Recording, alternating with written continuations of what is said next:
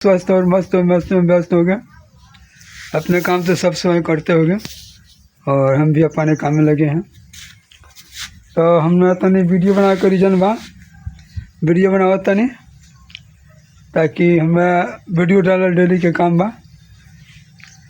तो दोस्तों हमारी वीडियो में बन जा ताकि हम दिखावत नहीं है अपन बैकग्राउंड ही जाके कैसन बा और देखे में अच्छा लगा था। हमने के बड़ी बढ़िया काम बा वीडियो में बने जा और हम वीडियो बनावत नहीं रोज़ बना के डाले के बाद अब वीडियो ना बनी तो बहुत परेशानी का नतीजा आ जाता। वीडियो बना के डालना ज़रूरी बा। जैसे कि यूट्यूब पर हमके वीडियो बनावत नहीं जा तो यूट्यूब पर वीडियो बना के डालने के नतीजा यह बा कि रोज़ एगो वीडियो हमने क्या लॉन्ग वीडियो डाल जरूरी काम बा। जब वीडियो डालाई तो गरी चबाई ना डाली तो ना बढ़ी यही से हमारा वीडियो रोज़ डाले के पड़ता।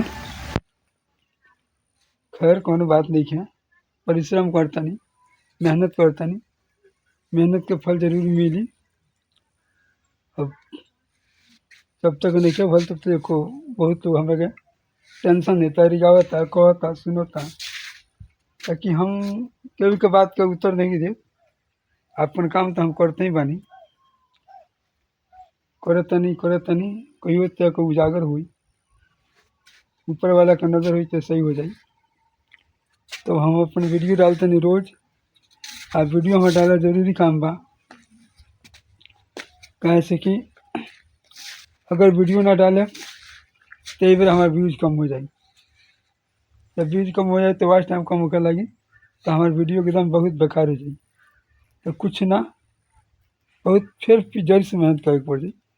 प्रतिदिन यही से डाले पड़ेला एगो लॉन्ग वीडियो 5 शॉर्ट वीडियो और ना डालाई तो वीडियो हमारा नुकसान हो जाए।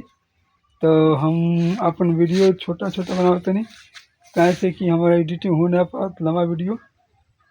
आज कोई दिन पर फिर हम वीडियो डालते नहीं अरे एडिटिंग मशीन ख़राब हो गई बा।